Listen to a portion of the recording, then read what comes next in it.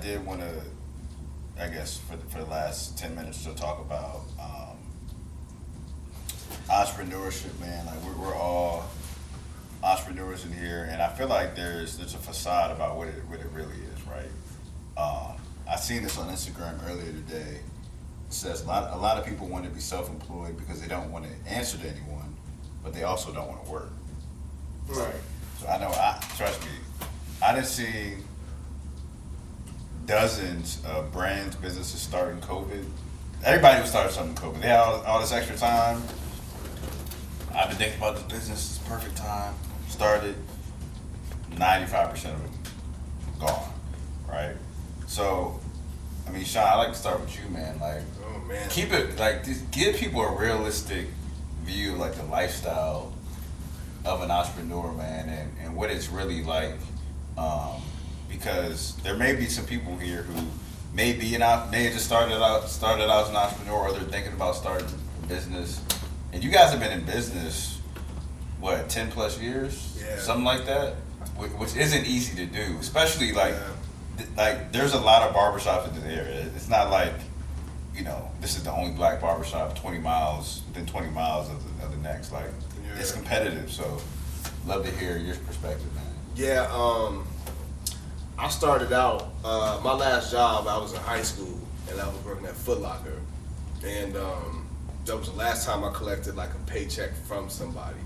And High school. In high school. Wow. It was the last time I collected a check.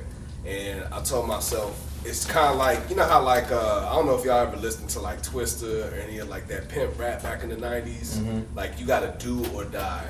You gotta pimp or die. You gotta run your business, be an entrepreneur or die. There is no going back. It's plan B is to reinforce plan A. You know what I mean? And you just got to keep pushing, man. And it goes back to what we was just talking about earlier. You got to fight to get it. Period. It's not, I'm going to be an entrepreneur and you just put the hat on. Nah, man, you got to fight to get the hat, fight to put the hat on, fight to go out there, you know what I mean, and get it. And then once you get it, now you got to fight to keep it. Because you don't think that somebody try to take our spot here? Oh, yeah. You know what I mean? Or divide me and Kev many a times. We had to fight to keep it. And then after we fought to keep it, after we got it, we had to fight to grow it. And that goes in any of the business or the businesses that I have my finger in. You know what I mean? Sometimes failure is not, they don't have a class in college for how to be an entrepreneur, to my knowledge. I've never been to college. So, you know what I mean? They have a class, because I took it. But it's not a real class. It's theory out of a book. The teachers who taught it, they didn't own their own businesses. Yeah. So they don't really have a real class. You're almost better off getting taught by one of Dame Dad's podcasts. You know what I'm saying? So learn more. I say that to say that, and when you are an entrepreneur and you running your own business, whether it's a lawnmower business, you're doing the photography, the podcast, whatever it is you're doing, failure is your college. Wow. That's your lesson. Wow. So if like you can't look at failure like a loss, you gotta look at it like, well, hell, how else am I supposed to get this education? If you're gonna go to pay college to get a degree, well, you might have to pay and fail $10,000 at a business to get some knowledge in it. Right. Because I done failed. Man, I tried to put up a barbershop about 4 or 5 times before I got there. I've been trying to put up a barbershop since I was 20 years old. First started in Woodbridge and I came out to Herndon. You know what I mean? So, and then in 2009, you know what I mean, it happened. But I failed. You know what I mean? Like, looking at different spots, people telling me no, especially in this area, your bank account ain't right. Or you don't have a business loan. Business loan, I can do it myself. Right. You know, you don't have a business plan. Business plan, what you mean? We're cutting hair. You know what I mean? Like, but nah, they'll create roadblocks. Yep. You know what I mean? Me and Kev, we was gonna open up shop right across the street before we moved here. And it was a white dude, a white realtor. And he was like, at first, he heard our realtor on the phone, real proper, and hey, how you doing? And you know what I mean? Like, real, Right. that kind, right? And so he met us. Kev get out the range. I think I either had the escalator or the navigator back then, so we just looking extra just Flashing. yeah, you know what I mean? And we just looking, you know what I mean? We're just going in there and we just looking, and he's kind of sizing us up, and we dressed like, like we just dressed down. It's a day, it was on Monday. It was a day off. We didn't come up there suiting and booted. We wanted to see if this is an opportunity for us, not they giving us one. Right. We already had a shop up and running. So he was in it. He was like, well, okay, let me look at all your numbers. Let me look at what's in your bank account. Let me look what's in your credit. Credit good, bank account good. Bank account says we can build it out, and we can pay 3 months, and we can pay security deposit. You know what I mean? Like, we had it and more. So it wasn't a money thing on our end. Right. We showing that we could do it, right? So then he was like, okay, we're good, that's cool, all right. Man, like 3 days later, he called and was like, hey man, guys, I'm sorry. The owner doesn't want to have a barbershop in here no more. He doesn't want to have a barbershop. I'm like, what? Man, whatever. We so used to being turned down, it was just like, man, whatever. Like, we kept looking, you know what I mean? Because that wasn't the only one we was looking at. But we was used to the no's. But it's like we had to turn those no's. We told the no's no until we got a yes. You feel me? So it's like, so we came here, we building this shop up. You know, they said yes, we got it popping, whatever. And then we look across the street, the same building that they said no to us. It's a white salon that does color, hair color. They said they didn't want to because we had a beauty salon and a barbershop. Because remember, we had a lot of girls. Remember, we had the girls. We had a lot of girls doing hair. So you know, we had it sectioned off. So we was gonna have like 4 barbers in the front and 4 stylists in the back. You know what I mean? And you know, we showed them that. They came to the spot and all of that. You know what I mean? Yeah. And so it wasn't just like, this is way more barber heavy in this spot, you know what I mean? But that's not how that spot was gonna be. It was very unisex. You saw it when we had 4 barber chairs and we had 4 styling chairs at the old spot. Yeah. You know what I mean? So, and that's what happened. They told us no, but then they put something like that there. So if we was to let him stop us from what our vision and trying to achieve it, it's like, yo man, you're not about to take my pencil and then write my dream for me. Right. You know what I mean? I'ma write it. You know what I mean? And like I know you're gonna bleep it out, but your no. The real shit, your no. You know what I mean? That should be a shirt. Your no. You know what I mean? Well, damn, just keep pushing. I know you're gonna bleep it out. That's just real. That's the best. That's the best way I can put it, man. Keep going until you get a yes. That's it. That's big time. Yeah, how about you, Boo? I know you kind of have a different industry, different path. So we'd love to hear, you know.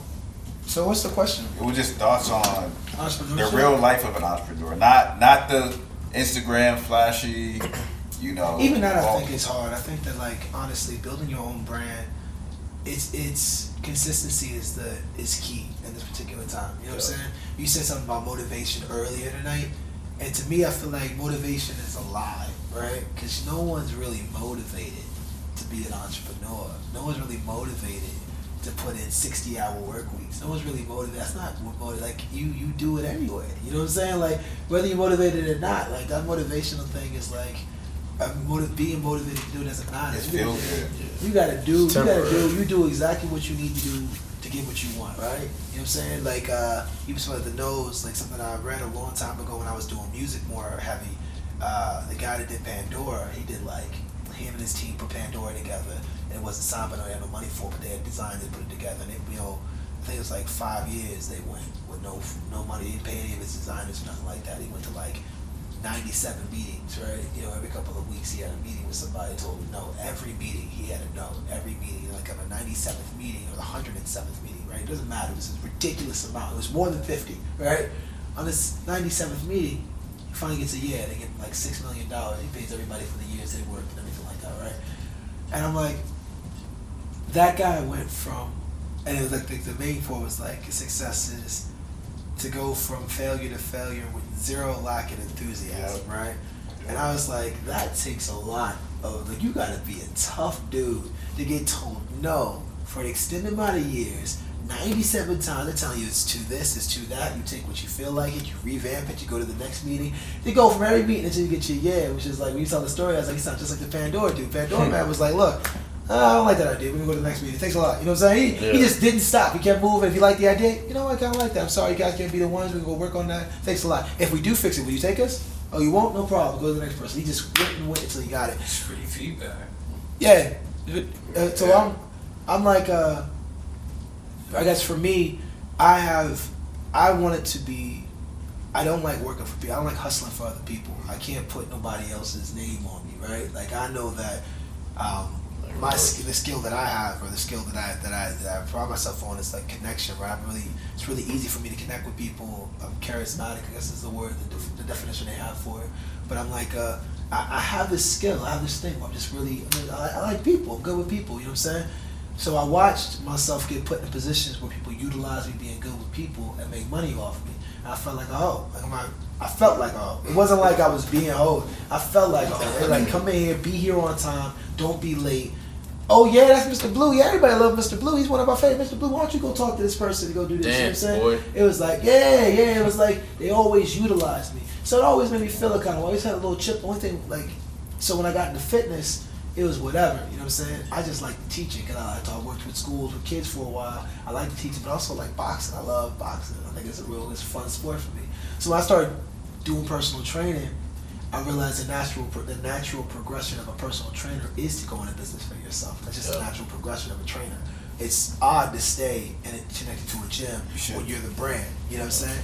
Like, cause the gym's just they do these non-competes too, and then like, you can't work nowhere else. I was like, I don't want to work for nobody. I want to work for myself. So I did the training for a while, and started doing Blue Box Fitness. My first step in it was just like an out of here. I got my first client, and it was weird, man. It was weird, right? You know what I was doing.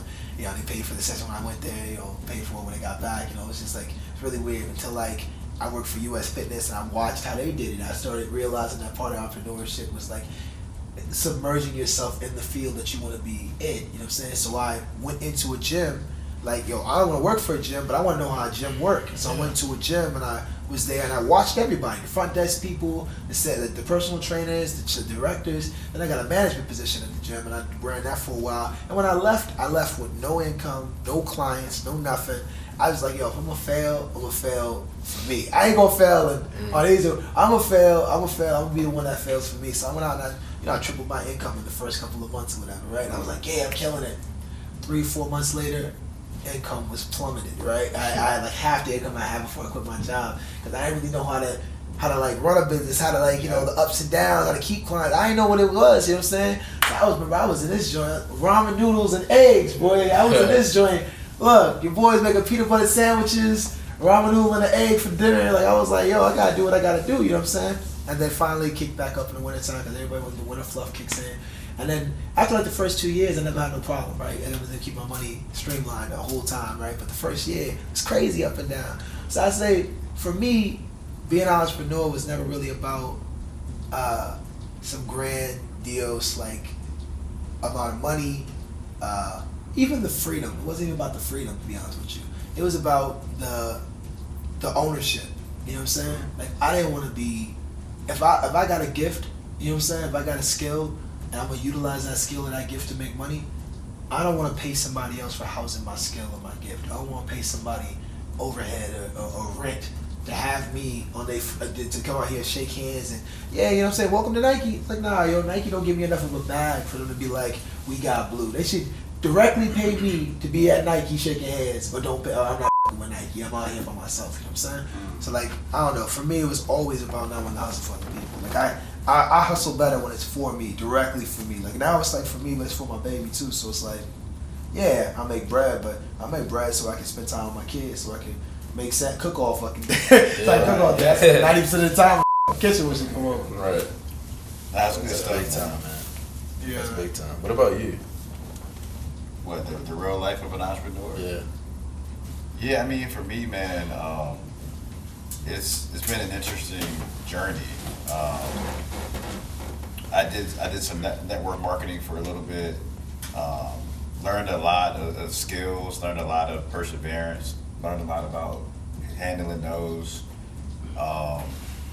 And you know, growing up, man, like I said, I mean, it's not a sob story, but I mean, it was tough sometimes financially on our family, because my dad was the only one providing, and this is an expensive area, 5 kids. He left his job at the county, great job, to pursue his dream of being a pastor, which is an entrepreneurial move, right? And a lot of people don't think about it that way. And as I look back, as I got older, my parents, one of the things that they've always done is they've made decisions based off of their value system and what, in our household, what God directed them to do, right? It didn't make sense for my mom to not work, but she knew that, and my dad knew that her being at home raising us was the most important job she could have.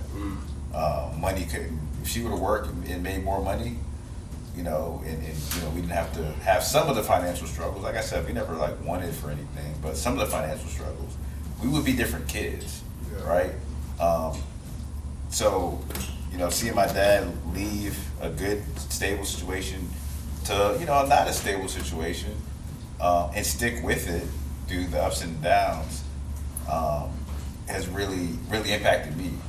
And my mom always would say, make sure you have something of your own. Make sure you have your own, right? Regardless of what it is, make sure you have your own. I think some of that, may have come from regret on her end on not maybe doing some of the things she wanted to do. But again, that always stuck with me. So, honestly, I'm a fairly new traditional entrepreneur. Like I said, the network marketing stuff is still, entrepreneurship is still a business, but it's not the same as brick and mortar or, a traditional business. So I'm really just a year and a half into this, and for us, meaning me and my brothers, we all work 9 to 5. So I think we have a different perspective in a way where we are working our 9 to 5 to provide, right? But we also have our ambitions from an entrepreneurship perspective, that, eventually, we would want to do full time, right? So for me, I'm really learning how to balance it all, right? We really got into entrepreneurship, now that I think about it, because of 2 reasons. One, to fill needs, right? To solve a problem. To us, basketball training is something that we're good at, we're passionate about, but we're looking at how other trainers are doing stuff, right? For you, Blue, or you, Sean, for barbers, if you see these dudes who aren't really teaching technique the right way, or they're not really teaching how to cut the right way, and you're they're really messing up these people's way of doing things. I could do it better. For us, it's we know that we can help these kids. Because a lot of these trainers, a lot of these basketball trainers, they're in it for the money, man. They're not really teaching. They're teaching fads. They're teaching stuff that isn't really helping kids. So we're looking at it we can help. We can solve a problem. And then the other thing is, it's God gave us all this talent, this knowledge and experience, and this is where I think, and you can talk about it next. His kind of frustration and we got to do something came from, we're just sitting on this. Yeah. We have a gift to give, and we're not doing anything with it, right? So as far as the lifestyle, man, I mean, it's similar to y'all's, even though we work a 9 to 5. You do what you have to do. There's no cheerleaders. There's no coach. There's no one who's just sitting there guiding you and doing all these things to incentivize you to do what you need to do. Either you're gonna do it or you're not gonna do it. And that's the beauty of it, right? Because being able to build something from scratch and watch it grow and watch the impact that what you're doing has on people, to me, is the most rewarding thing. Our basketball training business, we've only been around a year and a half, but literally every class session that we've had, compared to the last one, we've grown at least one person, right? With the podcast, things have been growing, slowly and steadily. So, but last thing I'll say is, you have to be mentally strong enough to be able to handle all the things that comes with being an entrepreneur, because it's exhausting, man. It is exhausting, and you're gonna be misunderstood, right? So last thing I'll say, and this, we'll talk about this another time, romantically, you have to have the right partner. You have to, or just don't have a partner at all. If they're not, I read this. It said either grind with me, gotta lean back. Now, either grind with me or shut up. Because you're not gonna. I mean, the reality is you're not gonna get all the time and attention that you may want. But a lot of them want the things that come with being an entrepreneur, right? They want the I want to travel. I want to have all these different options. But guess what? I have to be out the crib.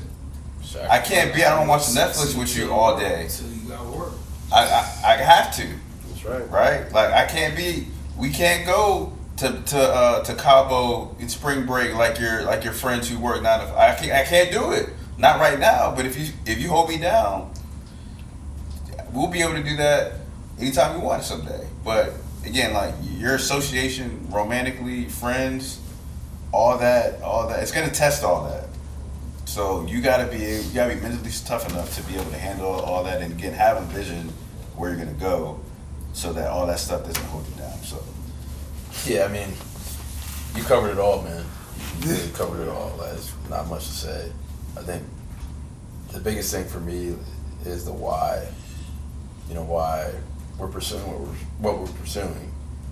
Comes down to legacy, and then like you said, man, serving, right? Like at the end of the day, and this kind of answers that question about, you know, I guess a weak man, because I don't think I didn't put my 2 cents in, but you know, how are you serving, man? How are you making others better?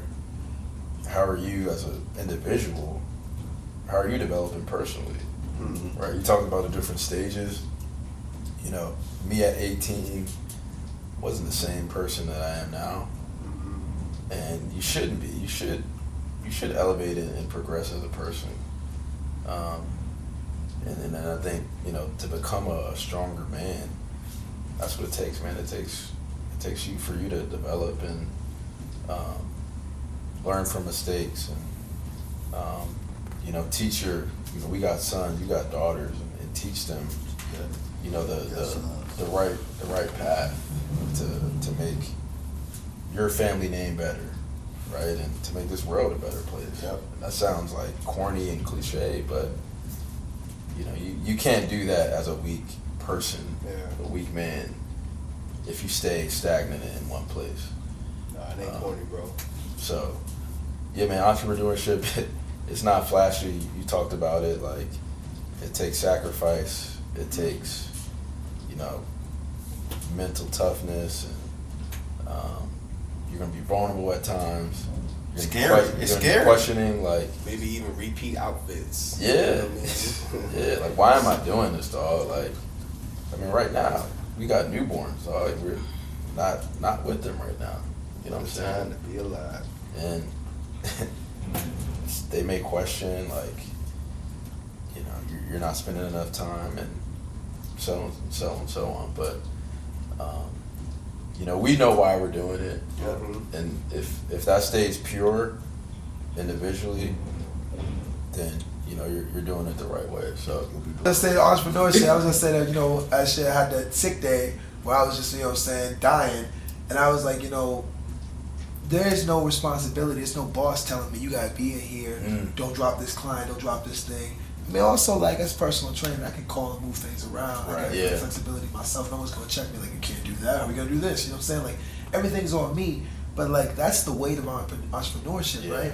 It all falls on you. You miss a day, everything stops. You know what I'm saying? Like, if you miss when it's like, well, my particular business. You know what I'm saying? Like, Sean not coming to work. There's ways to check in and manage his business because his employees more employees. Mine is kind of more singular, so there's no employees to manage. You know I don't move my feet. I don't eat. It's like Outcast. Yeah, yo, I like that. So so it's like that. It's not even, it wasn't even like a deep type of thing. It wasn't like, yo, man, you gotta do it. It was like, yo, is this too much for me today? Is this gonna be too much for me today? Let me give it a little bit. So I slept another hour. You know what I'm saying? Okay, because I woke up in the middle of the fucking night. It was like 5 o'clock in the morning at that time, and I was like, it's too much. I was like, yo, I really might be really fucking sick. Like, I might actually be fucked up. I laid down, I was like, okay, I'm breathing right. I'm good. All right, cool. Let me see for a second. I was like, it feels good. I'm gonna go lay down for a second. Took another hour. I was like, okay, I'm a little better, but I'm a little, like, fucking weak. I can't move as much as I want to move. I'm like, every hour I'm evaluating, how sick am I? Yeah. You know what I'm saying? Can I get this shit done and just move less? Can I modify the workout so I ain't gotta be around nothing? So I ain't gotta hold no mitts, you know what I'm saying? Like, how can I get through this day? And I picked on like more time. I think at the time I was covering shit too. So it was like another, I added like 4 or 5 hours to my day covering shit in addition to my regular workload, and I was fucking sick. And I was like, not at my best, but like, honestly, I don't know. I just feel like I feel like that's the mindset you have, right? It's got to get done. You know what I'm saying? Yeah. I just really had to evaluate. Like, is this too much for me? Is this gonna be too much for me? Do I have to drop the ball? Like, no, I can do this shit. I can do it. Like, once sleep, I was like, it's a little bit better. Take another nap. It's like, all right, this is good. Do I got time to make it? Okay, I can make my day. And I rolled the fuck out. And at the end of the day, I was like, I feel great. Felt good about it. I feel good. I mean, I'm still a little under, but I was like, you know, it was worth it. At the end of the day, it was worth it. I was still a little under, but I got through the whole fucking day. I definitely going back. Fuck that job. Fuck the people. But But I also appreciate the fact that like I didn't lose no time, I didn't lose no money, because when it's just you, when you don't move your feet, you don't eat. Like, listen, a week of work. Yeah. When you work for yourself and it's time oriented, you miss a week of work. That shit ain't a vacation, nigga. That shit gotta come back. You know what I'm saying? Now you missed a week of work, but you gonna miss a week of pay next month. You only got 50 more weeks now. Yeah, you can't do that. You can't do it like that. You gotta work like a real person. Just to wrap up, that's a good segue into something that I posted on Instagram and in our Discord channel. As y'all listen to this, I got this from James Clear. He wrote the book Atomic Habits, really great book. But he said, what are 1 or 2 things that if you do them today, you'll go to bed content, right? Whether you're an entrepreneur, whether you're not, I encourage everybody to think about that when they wake up, because there's a lot of noise coming at you. Some of it we create, some of it we don't. But at the end of the day, I would write it down like, all right, I need to do these 1 or 2 things, and I'll go to bed content. If I don't finish the laundry, if I don't, make this call, if I don't, write this letter or whatever, it's all good. Like that stuff isn't on that 1 to 2 things list. So we appreciate y'all. Hopefully y'all got something out of it. Y'all know we like to fool around and joke, but we also like to bring real stuff, real topics, real insight. So we appreciate y'all rocking with us.